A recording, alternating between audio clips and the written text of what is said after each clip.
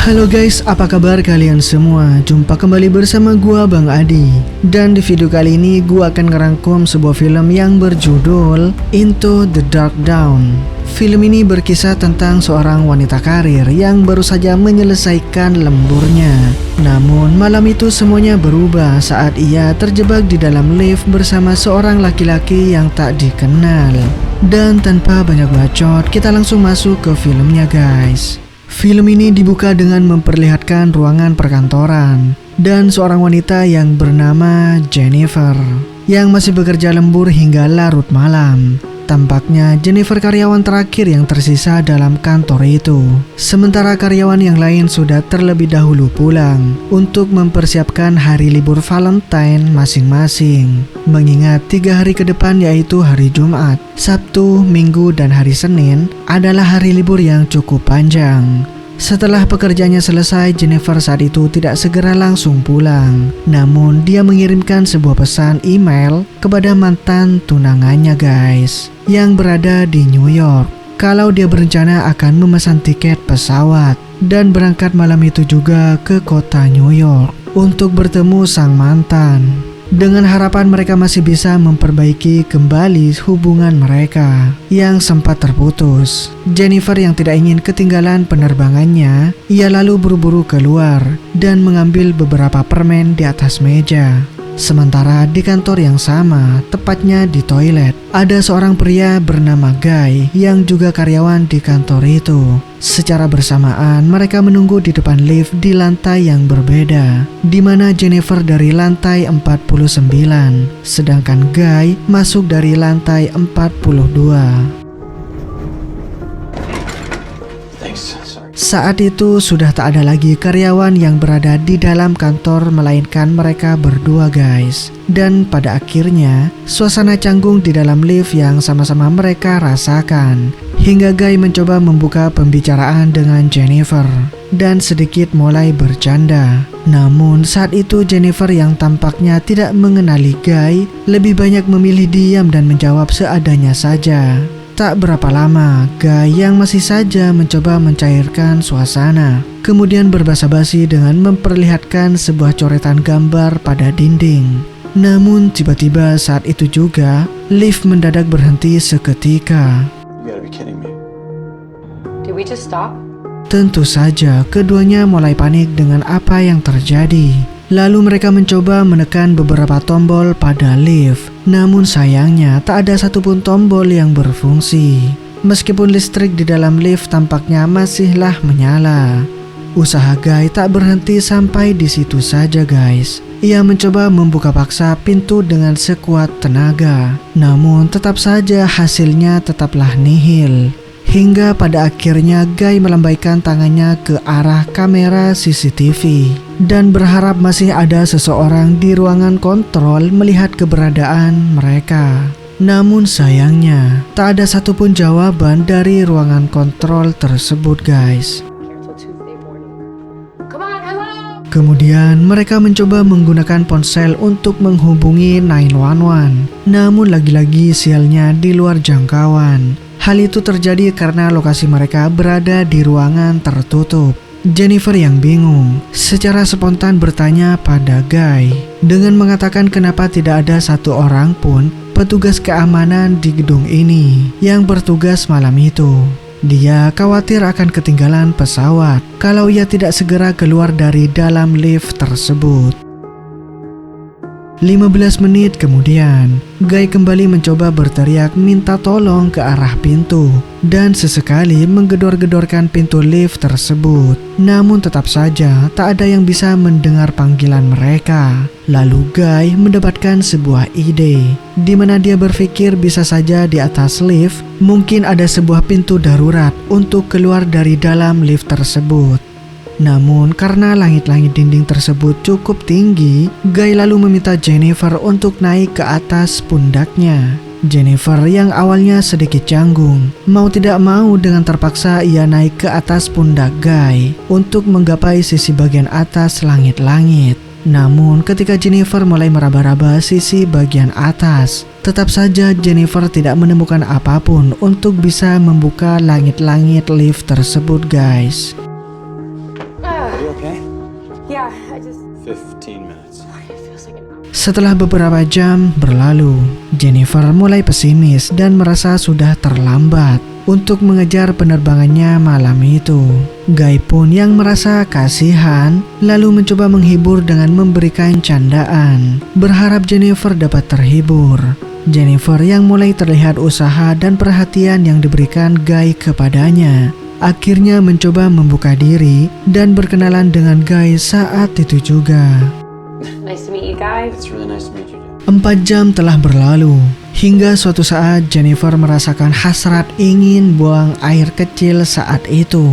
Namun karena ia sangat malu untuk pipis di depan Guy, akhirnya dia berusaha mati-matian nih, hanya untuk menahan rasa kebelet pada perutnya. Namun Guy yang tahu Jennifer sedang kebelet pipis, kemudian menyuruh Jennifer untuk melakukannya di sudut ruangan, sambil menutupnya dengan jaket milik Guy. Namun tetap saja Jennifer tak mau melakukan hal itu. Ia tidak mau jaketnya Guy kotor karena air pipisnya. Guy yang tak kehabisan akal pun lalu memberikan botol termos air untuk digunakan Jennifer menampung pipisnya guys. Sementara Guy berjanji untuk berbalik badan dan juga menutup kedua matanya. Beberapa saat kemudian, Jennifer yang sudah mulai akrab dengan Guy lalu memberikan diri memilih pembicaraan tentang hal-hal yang menjurus ke topik percintaan. Jennifer mengatakan kepada Guy dengan bertanya, di manakah tempat bercinta paling kotor yang pernah Guy lakukan selama hidupnya? Namun Guy tampaknya terlihat malu untuk mengatakannya guys. Lalu meminta Jennifer untuk terlebih dahulu yang bercerita. Sambil tersenyum, Jennifer pun mengatakan kalau ia pernah bercinta di dalam perpustakaan dengan salah satu mantan pacar semasa kuliahnya dulu. Okay, stop. You're way too good at this. Sementara ketika giliran Guy yang bercerita, ia mengatakan kalau dia pernah bertemu dengan seorang gadis di sebuah pantai. Kemudian mereka minum sampai mabuk dan dilanjutkan dengan bercocok tanam dengan sang gadis di dalam mobil sambil mengemudi. Sampai akhirnya Guy berkata kalau dia mulai terangsang dan ingin menghentikan pembahasan itu. Dia pun meminta maaf pada Jennifer karena sudah melewati batas pembicaraan. Namun Jennifer yang saat itu juga merasakan hal yang sama, hanya bisa terdiam ketika Guy berjalan mendekatinya. Dan pada akhirnya saat itu juga mereka melakukan belaem-belaem di dalam lift itu guys.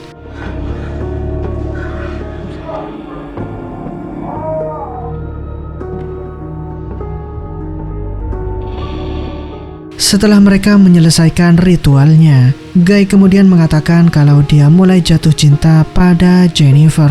Jennifer yang mendengar pengakuan Guy tersebut segera melepaskan dekapan Guy dan mengatakan kalau dia hanya mencintai mantannya dan hanya ingin kembali menjalin hubungan dengan mantannya itu. Jadi yang baru saja mereka lakukan itu anggaplah hanya sebagai pelampiasan sesaat saja.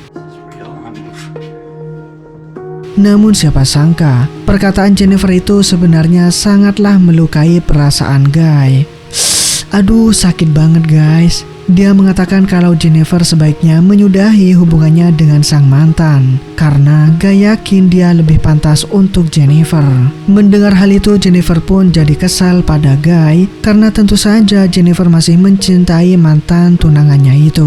Jennifer pun lanjut mengatakan, ketika nanti mereka berdua berhasil keluar dari lift tersebut, anggaplah seperti tak terjadi apa-apa. Dia akan kembali melanjutkan kehidupan normalnya. Dan begitu pula dengan Guy, tanpa membawa-bawa yang namanya perasaan. Sesaat kemudian setelah Jennifer mengatakan itu, secara tiba-tiba, ekspresi Guy yang awalnya humoris dan perhatian pada Jennifer seketika berubah saat itu juga, di mana Guy mulai mengungkapkan siapa sebenarnya dirinya. Dia mengatakan bahwa dia telah berbohong pada Jennifer karena sebenarnya dia bukanlah karyawan yang memiliki jabatan tinggi di perusahaan tersebut, melainkan hanyalah seorang security yang ditugaskan di kantor itu.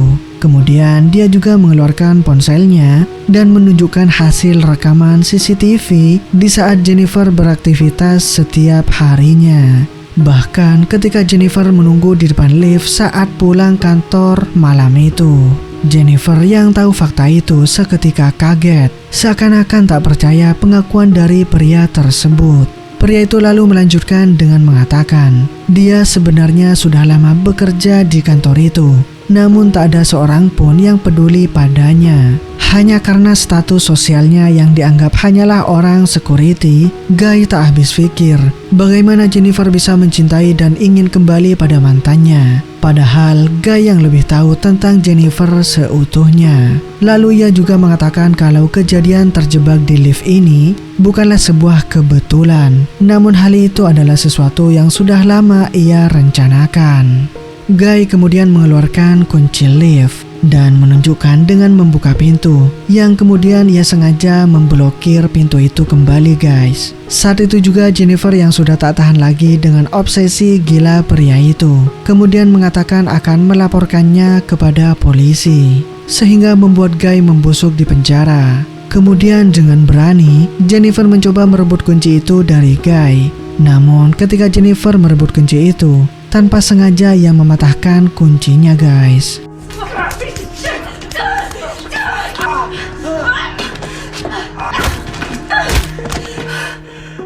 Saat itu Guy terkapar dan berlumuran darah di lantai dan membuat Jennifer ketakutan setengah mati. Wanita ini berpikir kalau Guy telah tewas saat itu juga. Ia kemudian mendekatinya dan mencoba memeriksa kondisi Guy. Sesaat kemudian Jennifer pun terbangun dari pingsannya dan melihat Guy sudah sadar lebih dulu. Seketika itu juga Jennifer semakin ketakutan ketika Guy membongkar isi kotak hadiah yang dipersiapkan Jennifer untuk sang mantan, di mana isi kotak itu adalah sebuah kemeja. Dan dengan lancang Guy mengenakan kemeja itu dan menyuruh Jennifer untuk membuka sisa kotak hadiahnya. Jennifer pun pasrah dan hanya bisa membuka isi kotak kedua, yaitu sebuah cerutu lengkap dengan alat gunting cerutu dan sebuah korek api di dalamnya. Kemudian seenak jidat Guy menyalakan cerutu tersebut sembari mengolok-olok Jennifer dengan mengucapkan "Selamat Hari Valentine, baby."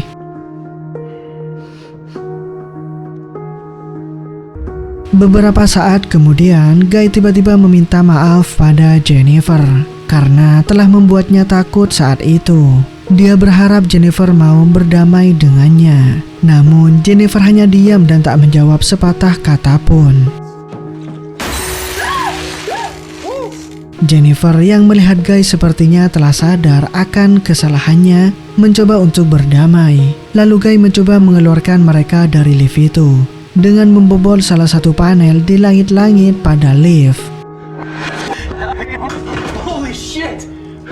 Kemudian dia meminta Jennifer untuk mengangkatnya agar Guy dapat menggapai pintu darurat di langit-langit lift tersebut. Namun menurut Jennifer akan lebih mudah jika Guy saja yang memberinya dorongan karena ia tak cukup kuat untuk mengangkat Guy. Setelah itu Jennifer naik ke pundak Guy dan berhasil keluar dari lift tersebut. Setelah itu Guy memberitahu pada Jennifer di mana posisi tangga dan letak pintu keluar darurat tersebut berada. Namun setelah mengetahui letak pintu keluar, Jennifer malah mengeluarkan jari tengahnya pada Guy, seakan-akan mengolok-olok Guy yang telah tertipu, sehingga seketika membuat Guy sangatlah marah dan kesal akan kebodohannya itu guys. Namun Guy tidak kehabisan akal.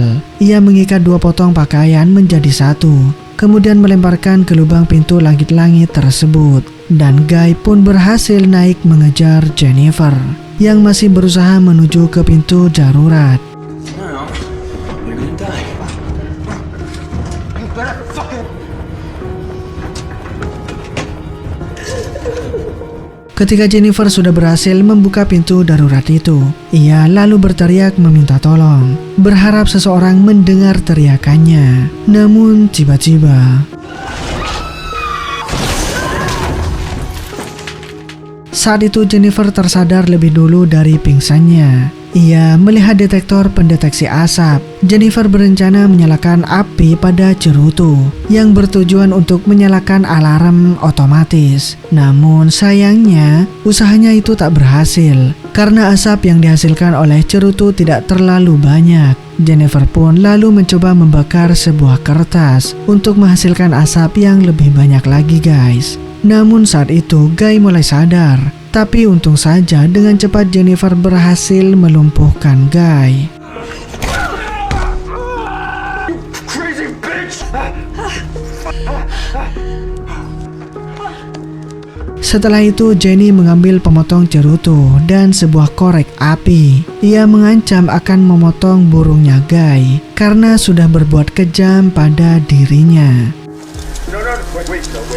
No. Stop, no. Beberapa saat kemudian, Jennifer menyalakan kamera ponselnya untuk mendokumentasikan apa yang sudah terjadi. Ia lalu mengarahkan kameranya kepada Guy dan mulai menanyakan identitas Guy yang sebenarnya. Dalam keadaan terancam, pria itu akhirnya mengatakan dengan terpaksa kalau nama aslinya adalah Jones Dickens. Dalam keadaan kamera yang masih merekam, Jennifer memaksa Jones untuk mengakui semua perbuatannya itu dan juga menceritakan serangkaian rencana yang telah disusun.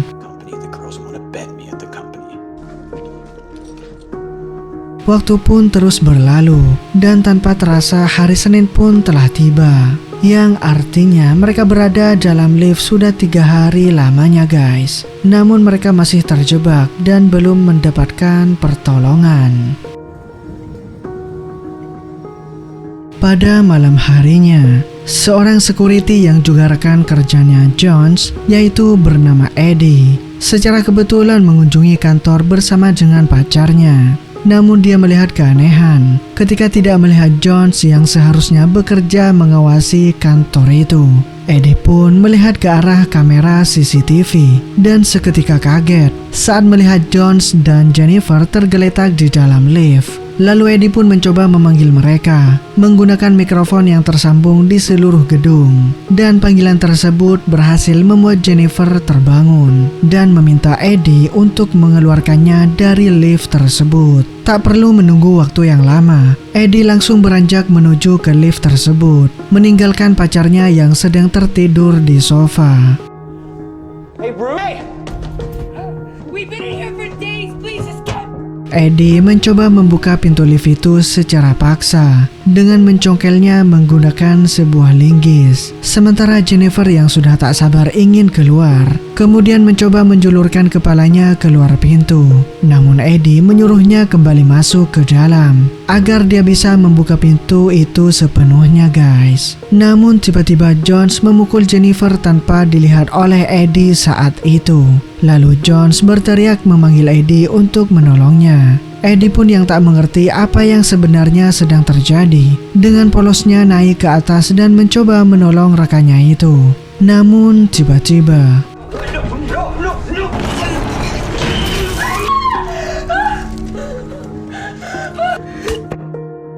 saat itu juga, Jones membawa Jennifer ke mobilnya dan memasukkannya ke dalam bagasi.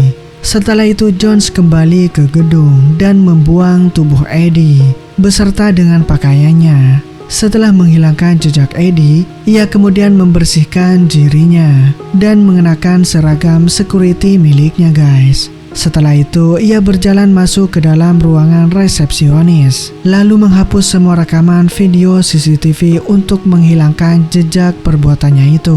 Namun di saat yang bersamaan, ia dikejutkan dengan pacarnya Eddie yang sudah terbangun. Lalu tanpa pikir panjang, Jones membunuhnya saat itu juga dan membuangnya ke lubang lift yang sama bersama dengan jasad Eddie. Jones lalu masuk ke dalam mobilnya dan membawa Jennifer ke sebuah lokasi terpencil untuk membuangnya guys. Saat sampai di sana, ia mengambil sedirijan bensin dan menyiramkannya ke tempat sampah. Ia berencana akan membakar Jennifer di tempat tersebut.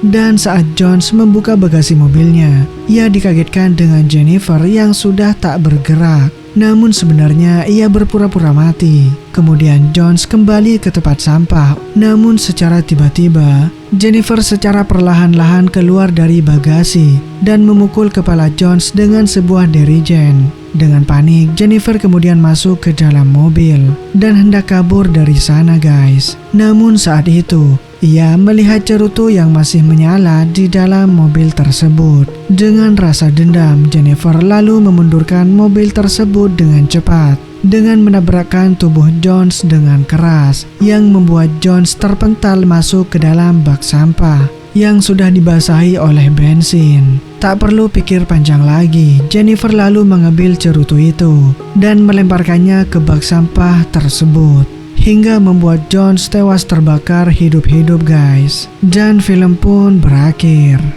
Oke guys, itulah alur cerita dari film ini. Mohon maaf bila ada kesalahan kata dari alur yang saya bawakan. Dan gua di sini cabut dulu. Ketemu lagi di next video guys. Dadah.